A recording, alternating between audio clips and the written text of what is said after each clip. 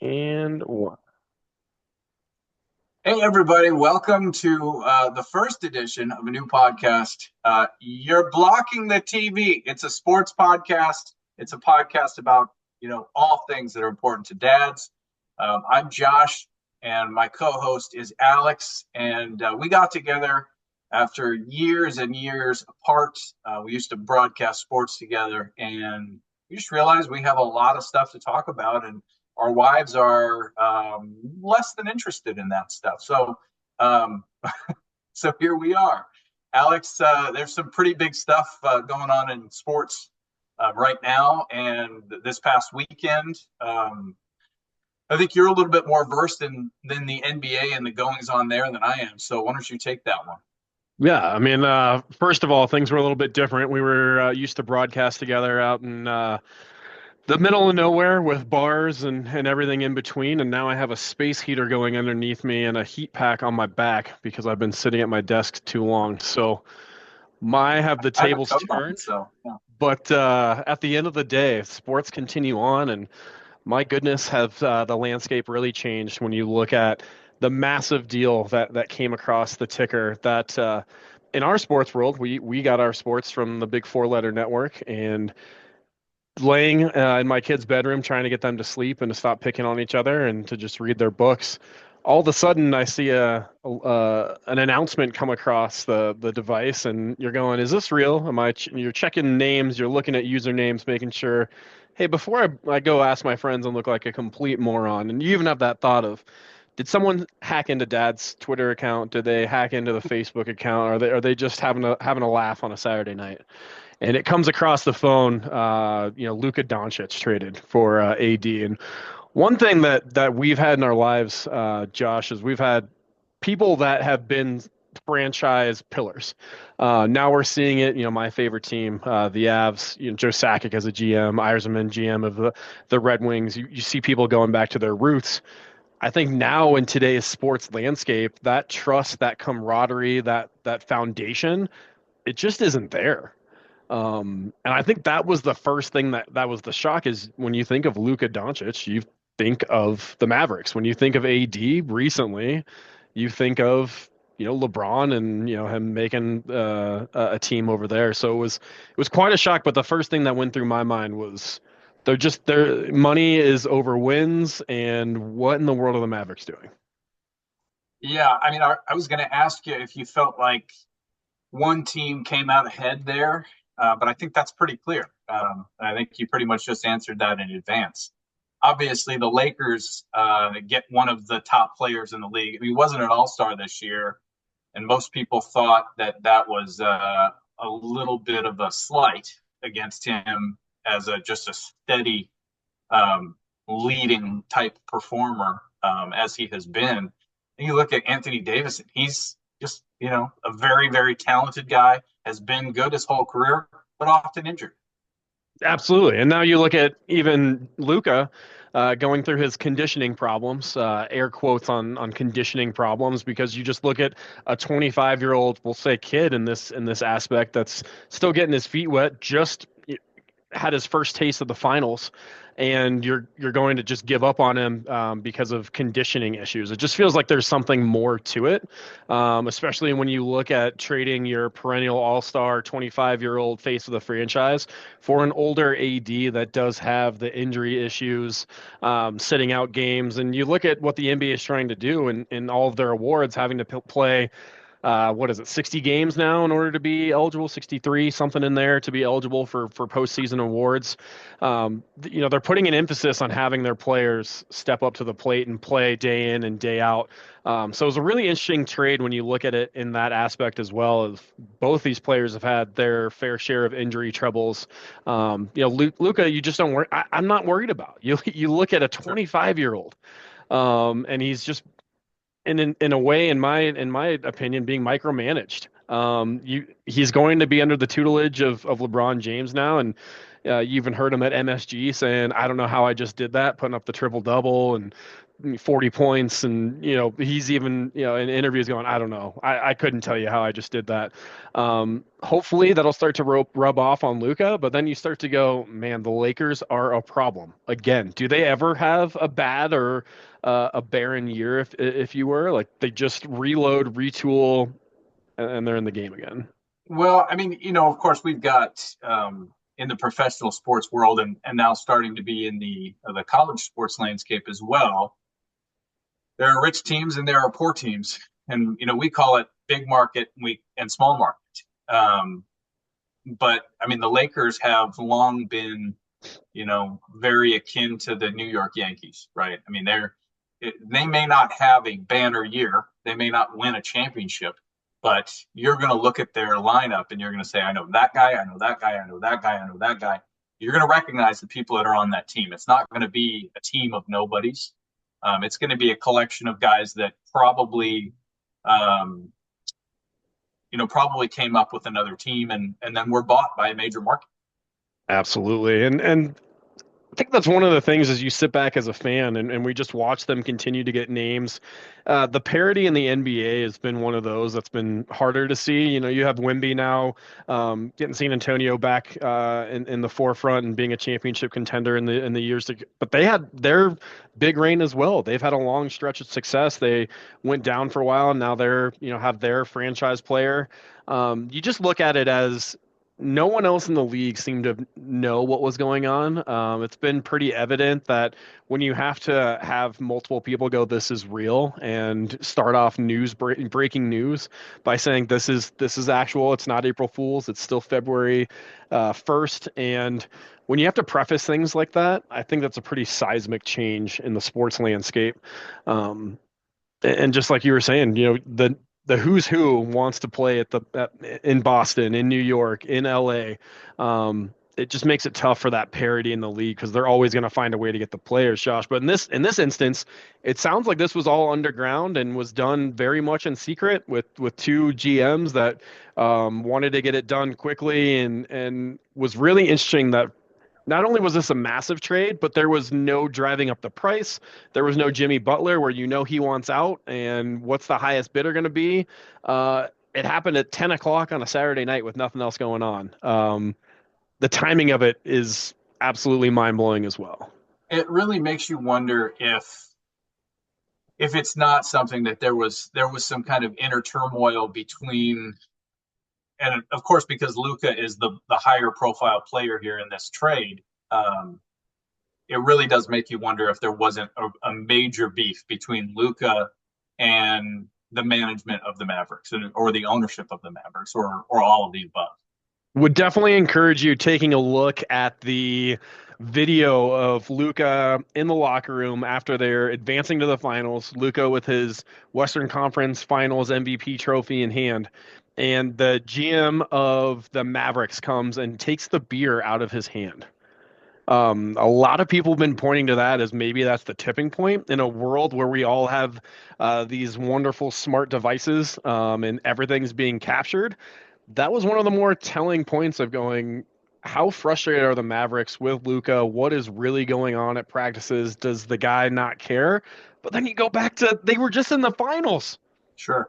They were one step away from. I mean, the Celtics are a hell of a team, and they're going to be a tough out for the next couple of years. But they were in the dance. They just received all of that experience as a team, and I know it's been a slow start, but I mean, it's basketball. 10 teams make the playoffs now.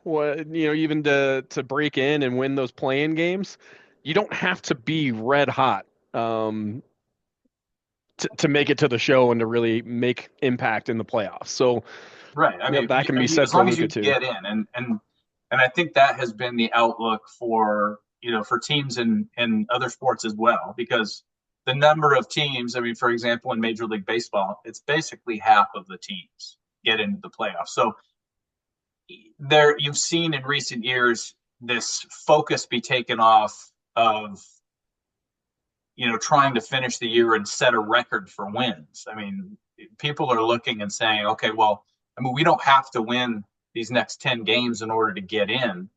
Right. our home team advantage is either secured or clinched, or we have no way realistically to get it. And so it's best for us to just, play the game and get in. And obviously that's a little bit of a stretch for what we're dealing with right now. But I mean, my thing with Luka has always been, and it's just kind of funny because you look at the guy, and obviously he's a big guy. He's a tall, athletic guy, but he looks like, at first glance, the kid at LA Fitness in the LA Fitness basketball court who's just like in every single men's league game. He drives you insane because he does all of these things well. He's just a functionally really frustrating player to play against. But he looks like, men's league guy from or intramural guy from wherever you want to say it. He doesn't look like a professional athlete. Well, I think that's the direction the NBA is going. When you look at, and everyone's seen the picture of Nikola Jokic when he was younger, this chubby kid from Serbia. Now he's the most frustrating best player we've ever seen in the NBA because he doesn't fit that mold. He doesn't have a six pack. He doesn't have big biceps that are ripping through. They got all the scratch marks to show how many times he gets hacked. But other than that, he looks like a goofy guy that you see him in videos in his homeland, and he's having a good time. He's clapping with everybody. He sticks out like a sore thumb because he's so tall. You look at a guy like Steph Curry. It's not, I'm sure he works out. Don't want to body shame or go after that, but just the eras of basketball that we grow up with, when I go back to my days of growing up, you look at Michael Jordan and having just that muscular physique, the tighter shorts, the short shorts, the tight fitting jerseys. They just looked like they looked like men. They were, getting really strong. And then you go to kind of the mid 2000s and it's the baggy clothes and the street ball type style that you're looking at. And now you're coming with the Lukas, the Jokic's, the Steph Curry's. They don't fit just that specific type of I'm gonna hit the weight room and crush 20 reps of 225 and do those runs. And it's just a different style and play of having that perfect player and having those specialists on the court. I think there's a big difference between that. Well, and the 3-point shot has become such a bigger part of the game. I mean, it almost at this point it's either a three or a dunk. And I mean, there's a little bit of in between here and there, but it's one or the other. And you have players like Luka who can play above the rim, but can also shoot from the outside. You've got guys like Steph Curry who become, let's be realistic. And a lot of us looked at him as sort of the second coming of Reggie Miller. But Reggie Miller never was that guy that was going to go to the rack. I mean, he did here and there, and obviously he could. He was tall enough, but he was known as a sharpshooter. And Steph Curry, probably a better shooter than he was, but also has the ability athletically to do some other stuff in his game. Absolutely. And those are those four tool players that you're just not going to find everywhere, especially given the apron and the salary cap changes that have gone on with the NBA. It's hard for teams to make moves. So when I saw Luka and AD switching spots, you're like, how did that make sense? How did they make it so easy? No draft picks going, one first round draft pick, and that's it. De'Aaron Fox gets traded yesterday with a multitude of draft picks going multiple different directions. There's a lot of different ways that teams are trying to compose the makeup of their team to make those championship runs. And it's not just finding those prototypical players that are just stronger, bigger, faster. You have to find that one of these guys is stronger, one of these guys is faster, one of these guys is built for that 3-point shot to make your team more well-rounded. And I really think that the NBA and NHL and even Major League Baseball is really changed since COVID, as everyone's trying to figure out where the marketing money is going, where the TV money is going. The NHL salary cap's going to raise. The Dodgers are going to Dodger and put 1.3 billion in deferred money. There's a lot going on in the landscape of sports that we haven't really had a sense of calm where it's easy to predict. Everything's changing on a daily basis.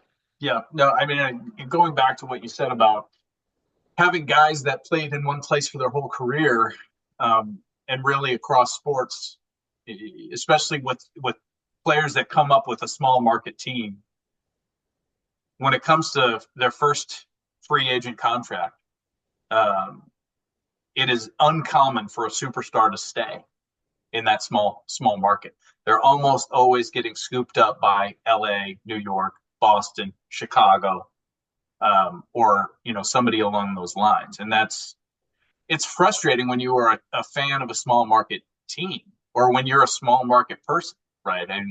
And I think it's also part of why the Yankees and the Dodgers and those teams have such a grand following because the product that they put out, to their credit, I mean they are working to put out a product that is worth watching, while everybody else just kind of watches from the sidelines. It's frustrating, but you also get it. You wish that your team would do the same thing.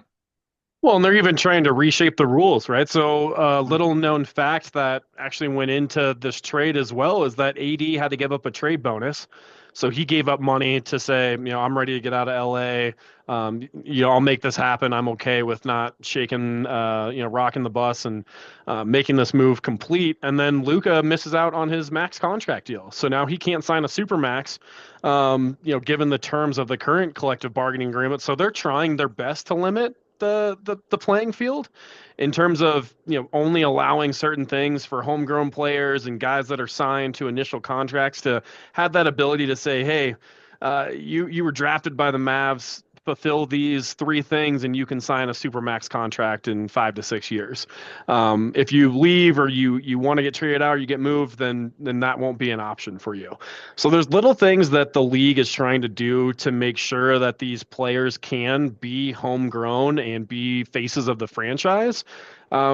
But in this sense, this trade had so much head scratchers, not only for the players that they are, but the global brand of Luka. I'm sure the European market is going to be flooded with yellow and purple that are going to be snatching up 77 jerseys and going, Luka's in LA.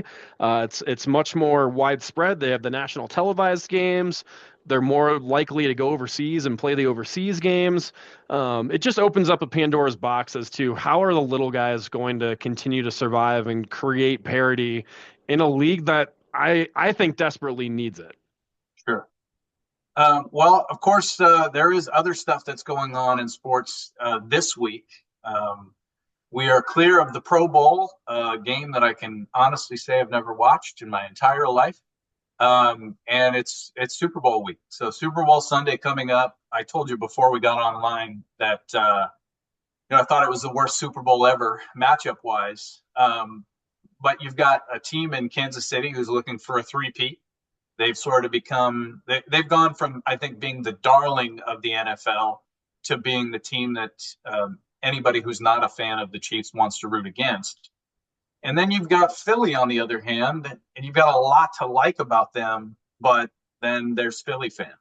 And so who do you take in this game? Who do you like in this game? Yeah. Philly fan is a tough out, especially with just the way that they treat other fans and the things that we've seen in the stadium, in the stadiums during games. And I know it's a microcosm, but unfortunately they have that bad rap. I mean, they beat up Santa Claus.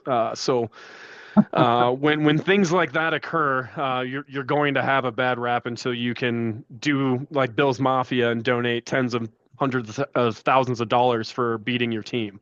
Like they need a publicity stunt like that to get back in good graces. But when you look at the Super Bowl, man, there's a lot of storylines. Even though it's a terrible matchup for the average fan watching, it's hard not to watch the NFL product. They do such an amazing job just marketing it. It's once a year.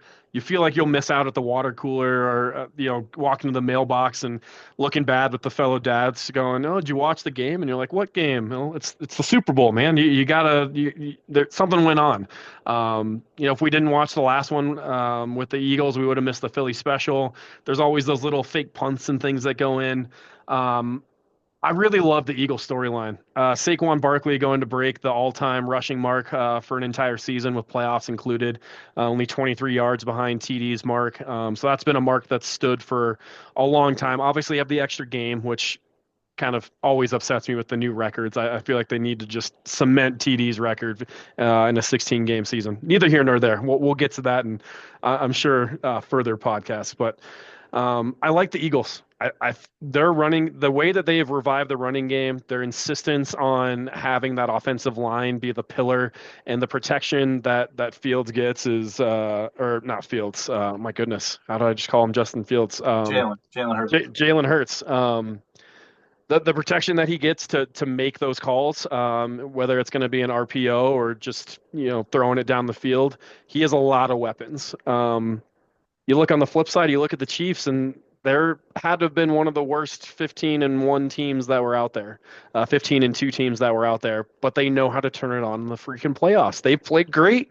They play situational football. They know when to run. They know when to pass. They are a tough. And until the Kings beaten, Pat Riley stands to make a lot of money this weekend with the three-peat trademarks. Yeah, I'm with you on Philly for sure.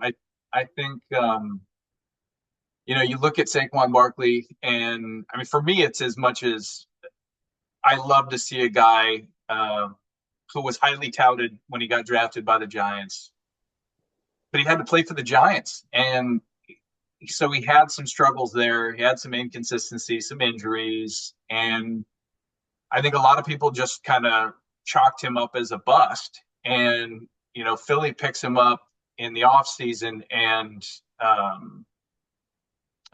obviously this was 2 years ago, but they pick him up off of this scrap heap, and he's revitalized his career. And he's always been a guy that you did like to root for because of just the way that he plays, the effort that he runs with. He's just a one-of-a-kind running back in the NFL right now. There are a lot of different backs that do different things, and he's just a guy that's easy to root for. And Jalen Hurts is the same for me because, with everything that happened to Jalen Hurts in college, he was kind of part of the beginning of the, pre-current iteration of the transfer portal. When you saw some of those big name players going and starting for multiple big name schools and playing in the playoffs for multiple different schools. But you look at the roster that he was on, the quarterback depth chart when he was at Alabama, and where all of those guys are. They're all in the NFL, newsflash. And then he goes to Oklahoma and he is successful there. And I always felt sort of slighted for him when he lost the starting job to Tua at Alabama. And so in a similar fashion, it's hard not to root for a guy. Plus, as somebody that, grew up playing Madden and college football on the PlayStation, who doesn't love a running quarterback who can run as well as he can throw? He's a tough guy. He's not a flashy guy at all. When you compare him to the other side and Patrick Mahomes, great player, future Hall of Famer, I'm sure. But style-wise, there's a lot more fluff with Patrick Mahomes than there is with Jalen Hurts. He's just all business, and I just respect that so much. So it's all Philly for me. Although I think they've got an uphill climb there because, as you said, the Chiefs, when it comes to the playoffs, who does it better? Absolutely. And something that I just looked up as well. I mean, Jalen Hurts, 53rd overall pick in the second round. I mean, that's taking a flyer on a QB. When you get to that spot going, yeah, all right, like it's a high enough pick, but it's one we won't get burned at the stake for and have our fan base up in arms. I mean, heck, who cares about the fan base during the draft anyway? We saw when Mahomes was picked, the Chief fan going crazy. We saw when Josh Allen was picked, Bills going, what are you, everyone at the draft loves that moment of being like, I'm going to yell like you're a moron because you're not going to remember me in 5 years to have that conversation with anyway. But you look at all the picks that have come before him and how many quarterbacks have failed.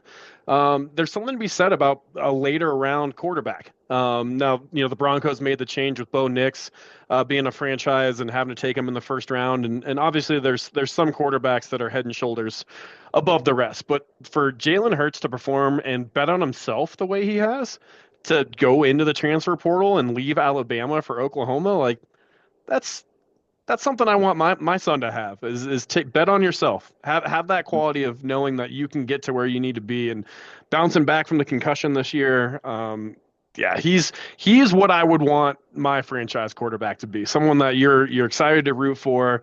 That Philly fan should be really excited. I mean, Nick Sirianni has used him masterfully, and really pivoted from Nick Foles and getting Jalen Hurt in the running, and behind Carson Wentz, who's now on the other side of the Chiefs. Like we know we've got Big Red over on the Chiefs as well, former Eagles coach. So there's a lot of connections between desperately hoping that the Birds can take down the Chiefs this weekend.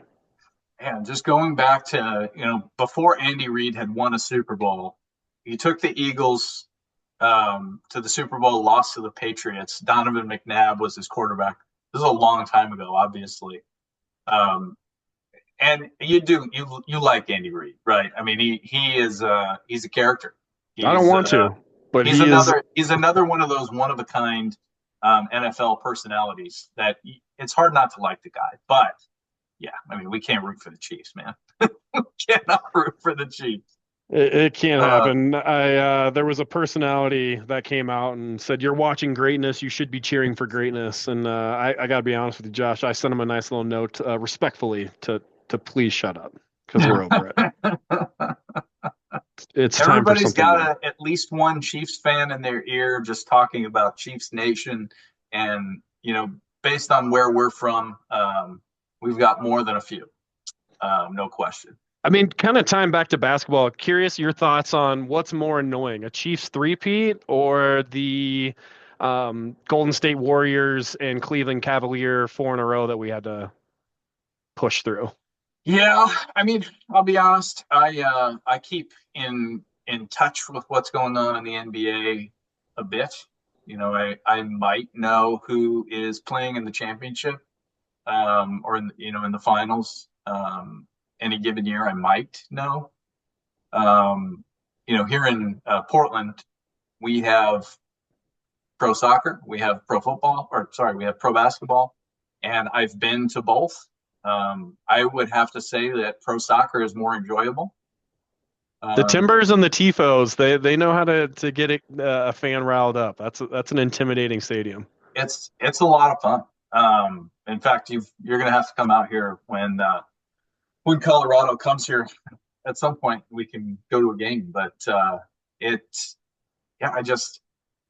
NBA product to me has lost a lot of luster, and so for me, I think the Chiefs thing has got to be the most annoying because I care about the NFL, and that's just the reality. That's the reality for me. What do you think it would take for you to leave the NFL? I'm seeing a lot of talk and having a lot of talk with friends out here going, it's rigged. The refereeing's terrible. I know we had a talk offline going, this is the best this is the best of the best in America. We have referees all over the country, yet we see the Ed Hockley's, the Suns now coming up. This is all we have. And the technology. So kind of a three-part, would be curious to hear your thought. What would it take for you to leave the NFL product? Boy, I know. And it's funny because when I was younger, I cared a lot less about the NFL than I cared about college. And now being involved in various fantasy football leagues, it's just the NFL. When you talk about like fantasy sports and tying fans and friends together, I think the NFL does more than any other sports league for that. When it comes to crossing barriers between teams and in fanhood and allegiances and whatnot, I think it does more than any other sport for that, and I think that's important, because of course sports when you root for a team, it can give you just another reason to feel like you hate another group of people, right? And we all know how that feels. So I think in the NFL that's the place where obviously, when it comes to bitter rivalries between, AFC West teams like the Chiefs and the Raiders and the Broncos, it's kind of life and death, right? At least that's how it feels. But I think outside of who you root for specifically, the NFL does a better job of tying fans together. And if you talk to people and you ask them about fantasy and you just say, hey, do you do fantasy sports? 99 out of 100 of them are going to at least do fantasy football. That's going to be the first thing. You don't see women out there who are casual fans of the NBA who do fantasy NBA. Yeah. Right. Whereas I mean, in the even NFL, for us dads, it's hard to change your lineup every night. And I enjoy the more complicated, involved aspect of playing a fantasy sport in a sport where there are more games. That's why I love fantasy baseball. But you don't see a lot of women that are playing fantasy basketball or fantasy baseball. Right. And I just think across gender barriers, across team barriers, the NFL just does a better job, just in general at that. Well, I think that the time frame too, that you can devote 4 hours once a week, whereas there's a couple of hockey games and basketball games I'm watching on my phone while everyone else watches the Grammys last night, or whatever it is. I'm turning it, keeping an eye on scores because, hey, they don't. We just watched this game, Dad. I can't. Can we watch something else? Yeah, 1,000%. And I mean, I agree. Especially in this era where we've got the technology that we have. I mean, we talked about the use of instant replay and what they could do. And this goes across all sports. They've got the capability to use instant replay to make it so that the game is truly even. And it seems like, and it feels more apparent in football. It feels like they don't do it. There are time and time again where there's just not consistency with the way that they're judging these plays, and these are all being reviewed, back at the mothership, by people and that's all they're doing. So I do struggle with that, and yet I think, certainly the NBA I would abandon first. But it would be very hard for me to just completely abandon the NFL. They would really have to burn me bad. And I think a lot of times they have. If I look back and go, man, they did this, not to get political, but the kneeling and everything that went around, they do a masterful job of just flipping the lens onto the next play, onto the next scene. Like, we'll take this out. We'll do the anthem, in the tunnels. We won't even have the guys come out. Like they've done a lot of rebuilding their image in real time. They just don't let things get blown out of proportion. And the NFL, man, just such a behemoth of a league. When I take a step back and I look at ratings, which, let's be honest, I don't know how to read the TV ratings or where the Nielsen thing comes from or who has a box or whatever it comes down to. Yeah, I mean, we both went to school for journalism. Somehow we don't understand that.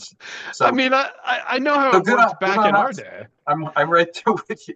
But when they're going 14 million people watch, I'm like, how do you know that? Are you looking at Hulu logins? I would assume it'd be easier now. I used to in high school. I had a box that I kept in my car so I could get a $5 gift certificate for a month that would just monitor what radio station I had in. It's not even close. It's not even a competition with where the NFL stands. And I know we talked about how boring this game is going to be, but I've asked several friends, what are you doing for the Super Bowl? Yeah, like you get together for the camaraderie, the food, the commercials. Like you find an excuse to watch it. Yeah, absolutely. So. Yeah. So Super Bowl Sunday this week. I don't know for sure where I'm watching yet, but like everybody else, I will at least be participating in some capacity, even if that means that I'm sitting on the couch, face and phone, not really paying a ton of attention. And And I can say that my wife will probably want to watch the commercials as well. It just is, it's a tradition. I wish that the World Series in Major League Baseball was at that same level. And once upon a time, it probably was. It just isn't. It just What if isn't. it was a one game?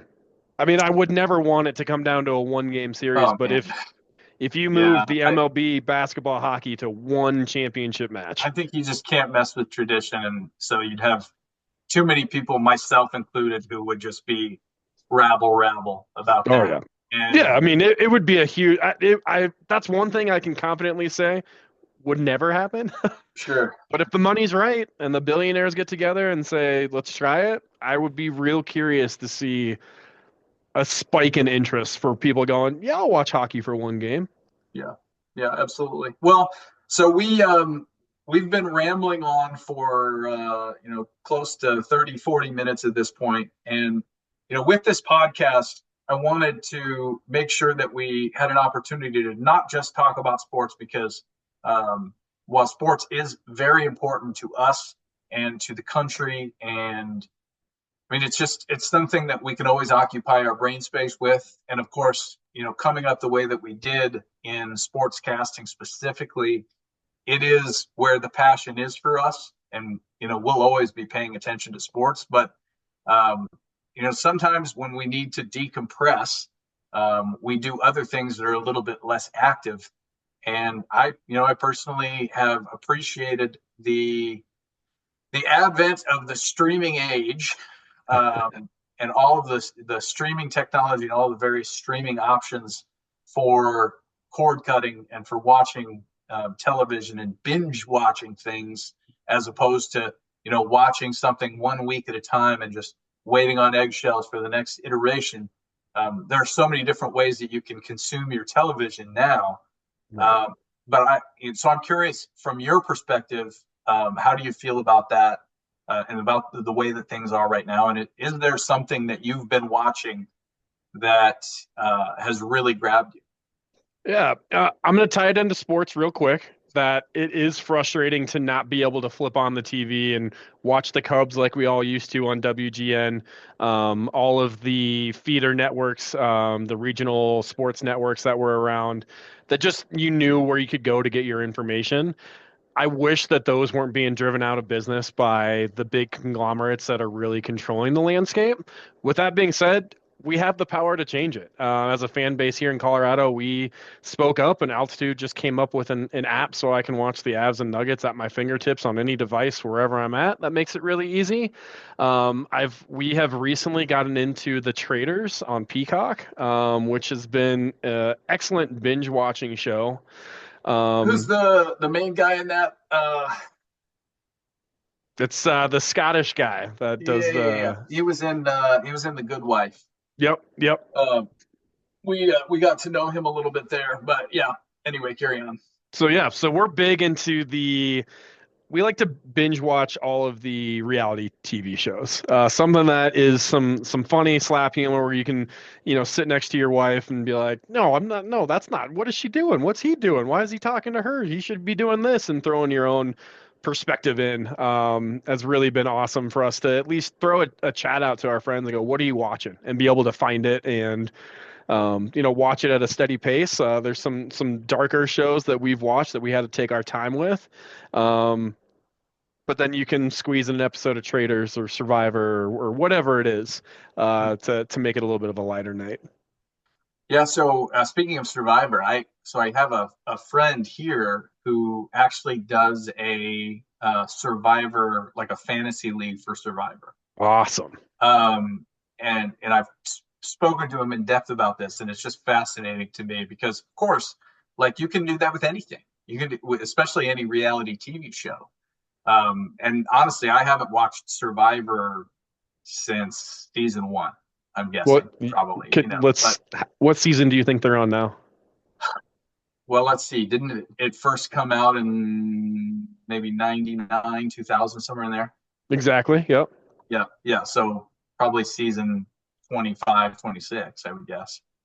So Except for Survivor. 48 is starting late February Ah, yeah. after See, the Super Bowl. you forget that with network television, they often, especially reality shows, they will squeeze in more than one season per year. Exactly. Yep. And especially they Yeah. shrunk Survivor down. It used to be 39 days. It's 26 days now, 27. So now they can get 3 seasons in a year, which Yeah. is just crazy. Yeah. Hey, but No, I still watch it. So the thing I do appreciate about some reality shows, and one that my wife and I have watched quite a bit is like um, The Masked Singer. I don't know if you guys okay, have watched that one, but absolutely. that one's entertaining just because it's like it is fun to see. I've always gotten a kick out of seeing people who are famous for one thing do something else. Um, Hmm. and so I've always been interested to hear, like for example, like Garth Brooks, right? He was a great athlete once upon a time, threw the javelin in college at Oklahoma State. Was quite a football player, et cetera, et cetera, and then goes on to be a multi-platinum recording artist. Stuff like that's just always interesting to me. Um, and the thing that's great about those shows is that you really don't have to be super specific about what you're into to enjoy watching it with, especially your significant other. Right.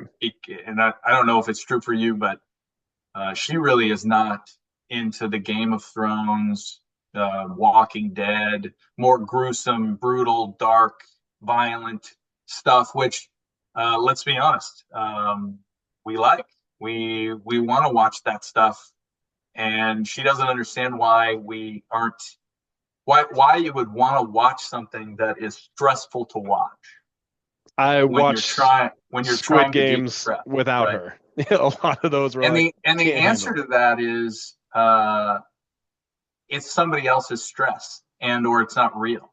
And so it is still an escape from your life to watch and absorb yourself or become absorbed with fictional problems that belong to somebody else. We had that happen in an episode last night. One of the contestants started crying when they found out someone was banished from the castle, and we're like, "Did you not know what you signed up for? This is episode 4? Like the 4 other people have had this happen. Right. What's the tears for?" And you get enamored in. I think we all do that as humans. I do that with athletes too. You're going, dude, you make $4 million. Like I don't want to hear it. I don't want the excuses. Like just work harder. That should be your incentive. But at the end of the day, we're all human trying to figure out how to wade through. And I know with my kids too, and I don't know if you've experienced this yet with yours, but randomly my youngest, my son will just go, Dad, pause, I need to go upstairs or I need to go to the bathroom. I'm like, dude, you have it so easy. I had to sprint to the bathrooms during commercial breaks. And What do you mean you couldn't pause it? yeah, Well, there not was unless I was recording it on the VCR, which you also have no idea what that is, and hopefully you never will, because holy smokes, what a time to be alive in comparison. Can I ask you another quick question? How many DVDs do you have sitting next to your TV currently? Uh, a few. We have most of our DVDs kind of tucked away now. I have some in drawers. We have some, we have an IKEA cube with Okay. the little Yeah. Oh pull-out yeah. baskets. We have some of those, or some of those. But it's really at this point, it's gone the direction of video rental stores in I a have a way. And 3-tier rack, probably 150 of the $5 Walmart DVDs that me and my ah, wife man, love to bicker I of. remember shopping the bargain bin in college, especially, and just like you would pick out a movie. And by the way, you could go rent this for less than what you're going to pay to watch it probably once, but you're going to own it. And you never know if you might want to watch it again in the It's a big future, right? deal. So, yeah, I mean, we would buy movies that we had never seen for $5 because, oh, it looks interesting, or oh, it has this person in it, or whatever. And oh man, it, it was crazy that we wanted to accumulate physical media like that when things are the way that they are today. It's the same with music. Um, I finally have caved and am a user of Spotify regularly instead of having all of my music on my phone that I moved there from my PC. Welcome, And because it's amazing. it was hard to do that. It really was. But, I've started using Siri and the whole thing. And it's crazy. I I threw a fit a couple weeks ago. My buddy let me borrow his Xbox 'cause we wanted to play Call of Duty, and I was like, dude, I'm not spending $500 on a machine that I will play with once a year, with the three kids that I have here. And so he let me borrow it, and I was just like, hey, texted him, hey, where's the game? And he was like, dude, you download it. Like there's not even a slot on the box to put the darn game in now. Like I thought that was mind blowing. It happens quick. Life comes at you quick. Yeah. You just, I was just mind blown. I was like, "What do you mean you download it? Like, what store do I? What am I doing here?" Oh man. Yeah, Yeah, we so the story for me was and I so it's weird because I have owned every iteration of the PlayStation entertainment system, right? Um, but I've never been an early adopter of any of them.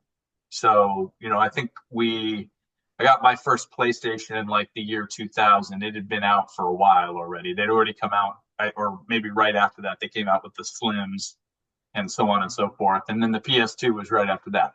So we got a PS2. I got a PS3 years later. And then, of course, they stretch the life of these things out further and further, right. in some ways. In some ways, they don't. But then I had a PS4 after not having a system for a handful of years. All of a sudden, I had one, and then got rid of the PS4. Did not get a PS5, Okay. and then when we knew that college football 2025 was coming out, there was a real conflict internally where it was like, is it time for me to just enjoy that from afar and let that be somebody else's thing? Because of course, I'm sure you were the same. When we were younger, we were the kids that we would download the rosters, we would print them off, and then we would sit in front of the console and we would edit all of these players' names. Absolutely. We would enter all of their names, and then by the time we got to PS3, you could download them, and it was like, oh, this is great. And then PS4 didn't have it, and so you had to like find a pirated copy, playing it on an old console to even play college football, the video game, for years. And then they're coming out with this game, and it's like, man, I really want to play. That it's going to be really, really good. That with everything that they can do on consoles today, they're going to have a depth to the video game that, and really, like for me and for so many others, it's the depth of the experience, right? How real does this feel? How in depth? How much time can you really sink into this before it gets boring? And so, of course, I knew that it was going to be really good, but I did not get a PS5. And then all of a sudden, and I mentioned it jokingly to my wife, and just, but I can't get one. It just doesn't make sense. We have too much going on. And then she forgot to get me something for my birthday. Ooh. And she was at Target, and she was like racking her brain trying to come up, because she's this person that insists on being the best gift giver. It's a competition for her. Oh yeah. She would rather you get her nothing so that she can definitely be the best gift giver. First of all, that's the worst. I hate that. That's how serious she is about it. But so she is just thinking and thinking and thinking, and then it pops into her brain that I had been talking about this game, and so she gets it, and then it's my birthday, and she is like, "Well, here's your gift," and it was a small gift bag, and the gift bag had PlayStation controllers on the outside of it, but it was a small gift bag, and inside that gift bag, and of course I recognized, and I was like, she had been kind of playing it up like she got me something that I was really going to love. And so I'm thinking it's like a signed baseball or something like that. Sure. And it's the game itself. And so I'm like, and then she goes, "You can play this on your old console, right?" And I was like, No, it That's doesn't work not how that it way. works. And of course, she was totally kidding me. She's like, "Well, the console is in the trunk. You can go get it." And I was so apprehensive about even playing it, even after I had the whole thing. I didn't play the game for like 2 days after I got it because I just did. I knew what would happen, and of course now, like I've had to make a commitment that when our son is around or is awake, that I won't play that game because otherwise I can sit in there while we have our limited time free with our son. Right. I could sit in there and play video games, and I just decided I didn't want to do that. But it's like it's always there. It's always there, It's and just sitting there it looking at you. it is as good a game as they've ever made. So. Oh, it's amazing.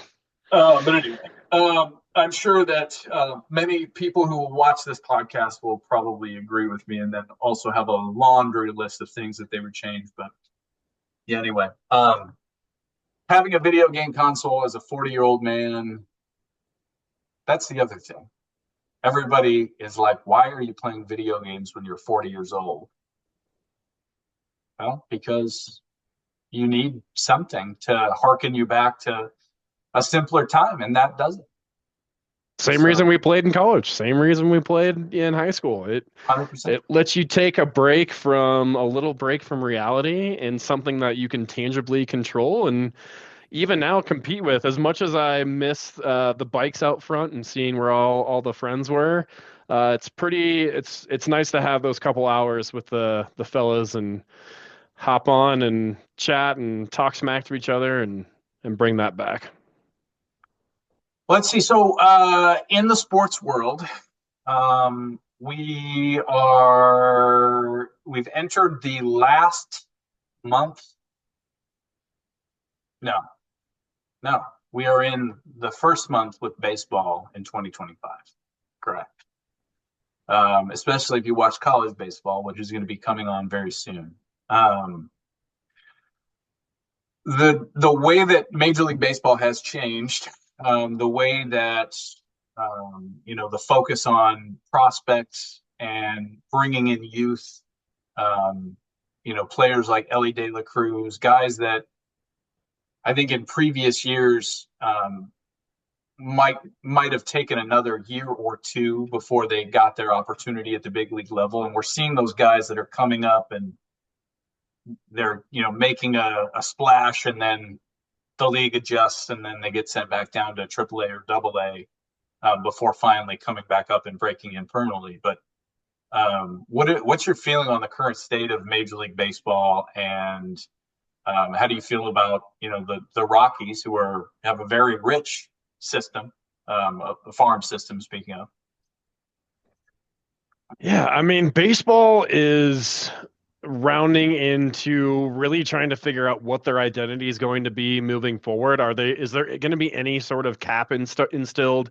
Is there going to be the inability to defer money? Are they going to take that out of the owner's hands? Because you have such generational talent really right now on multiple different teams, on small market teams, on big market teams.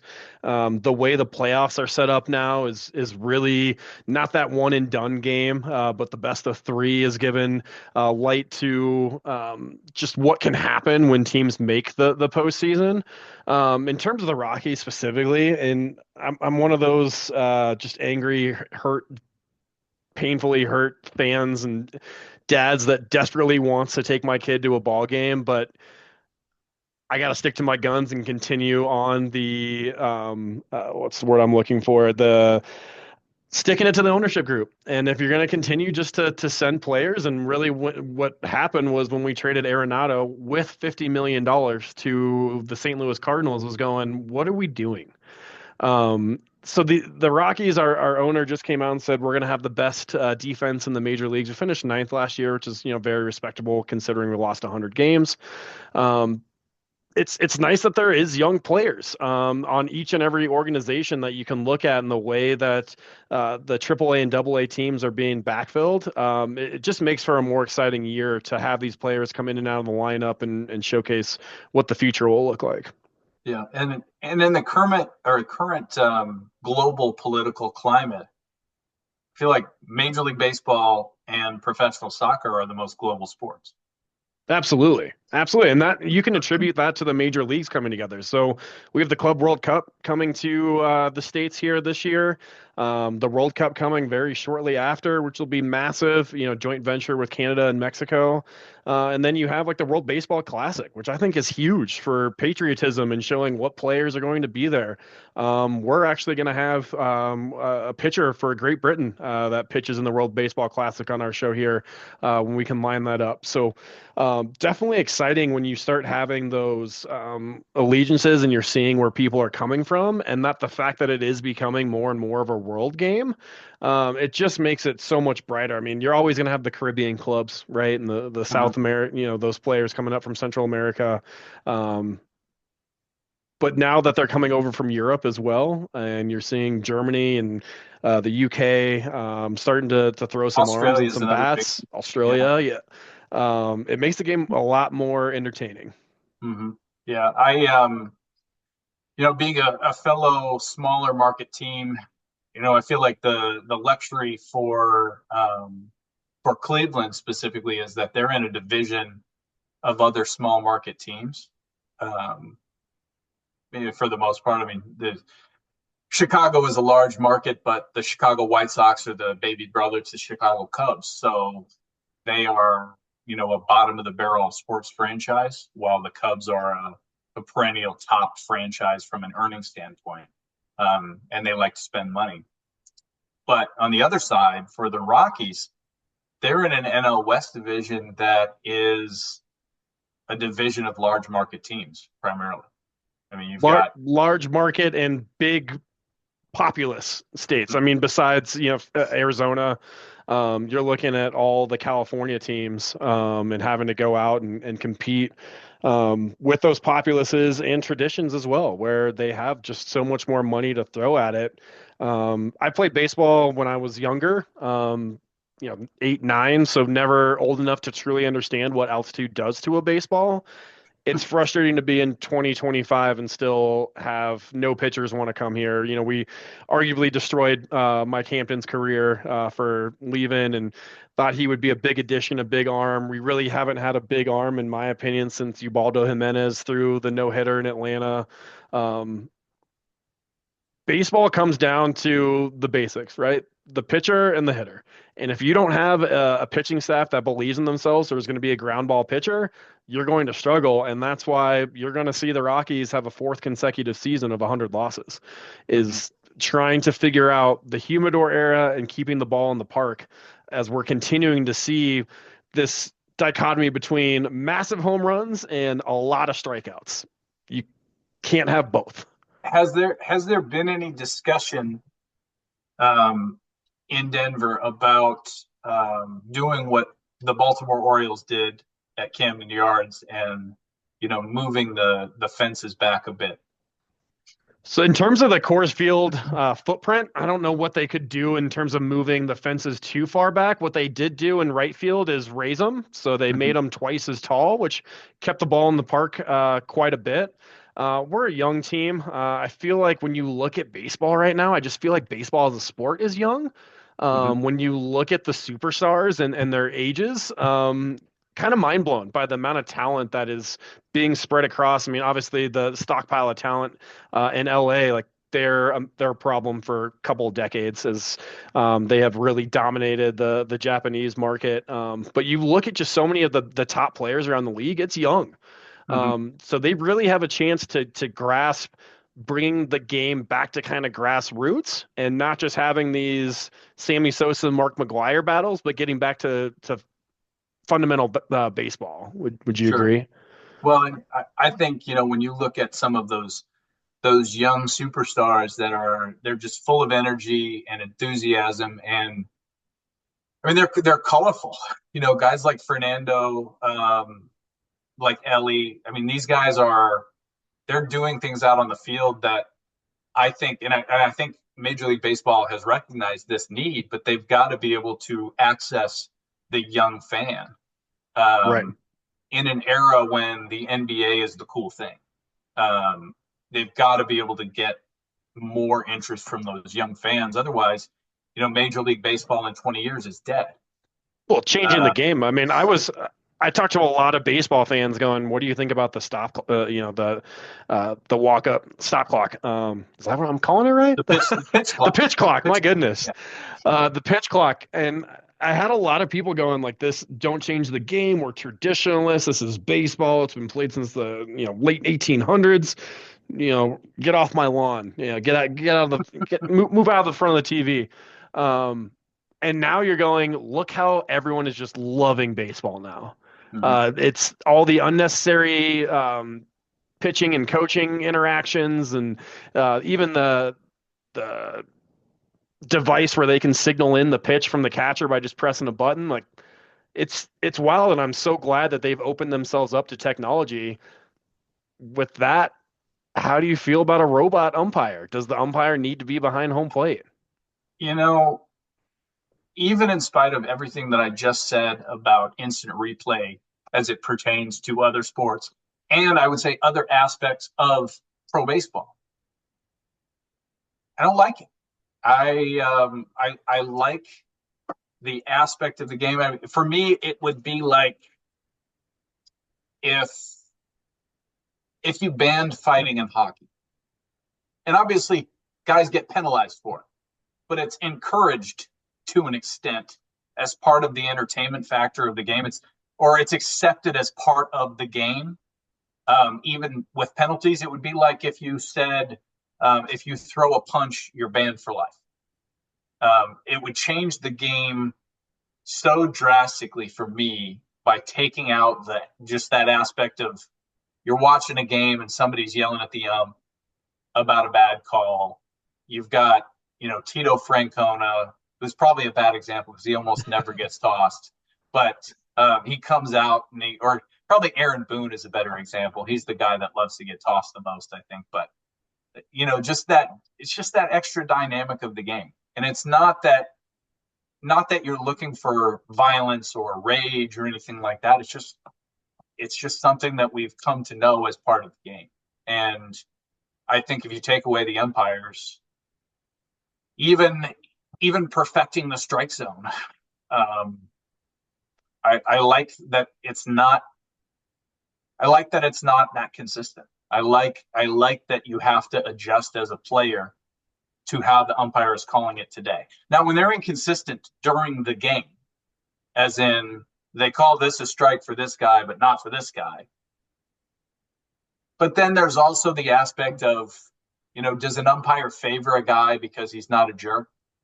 Because he just, he didn't like the call, but he just went back to pitching and just kept going, versus a guy that throws a fit every time he doesn't get a pitch called.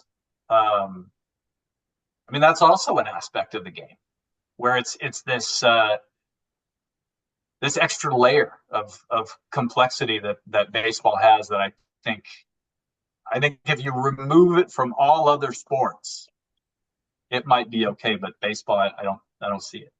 I think that's the fun part about baseball too, is there are going to be bad calls. There's bad calls in every sport.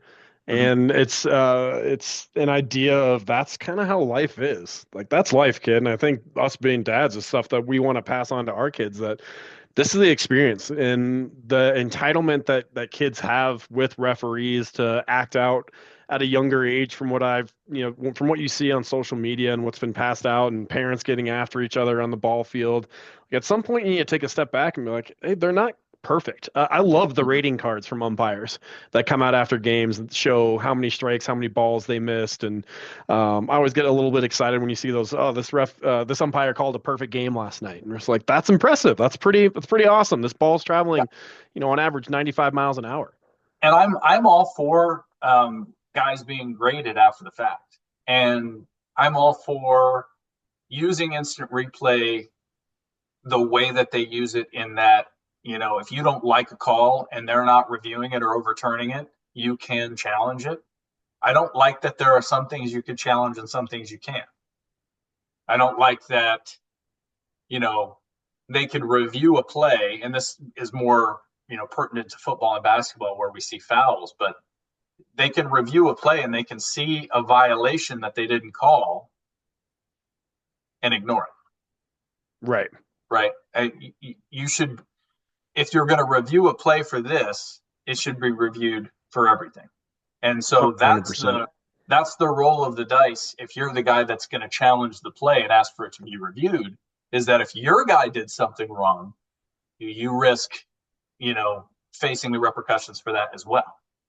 I don't know that that's ever going to change. And I think when it comes to baseball long term, when we're on our deathbeds, if baseball is still, at all popular, it probably will have robot umps just because things change and generations in the future might not value the style that adds to the game, the flair that adds to the game like we do.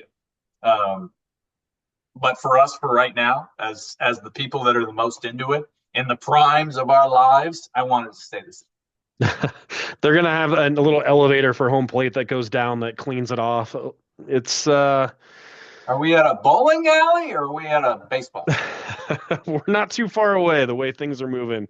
Yeah. But yeah, definitely more of the classic. Hope that a lot of things stay the same. As much as when we were growing up, we're going, hey, can we change this? Can we make this different? I think as you grow up, you start to take for granted all the good things that we had and calls that wouldn't have been made or would have been made if you move these things around. I think what you said was the most important, though, was consistency. As a fan, you just want to see consistency so that each team has a fair shot of competing and bringing that excitement home. Yeah. Well, I think that our first episode of You're Blocking the TV, a sports and everything dad podcast. I think we've droned on for long enough. We need to go offline and evaluate things. So we're going to go ahead and sign off. This has been a lot of fun. We're going to do this again. I'm Josh Creekmore. This is Alex Pacheco. And thanks for tuning in.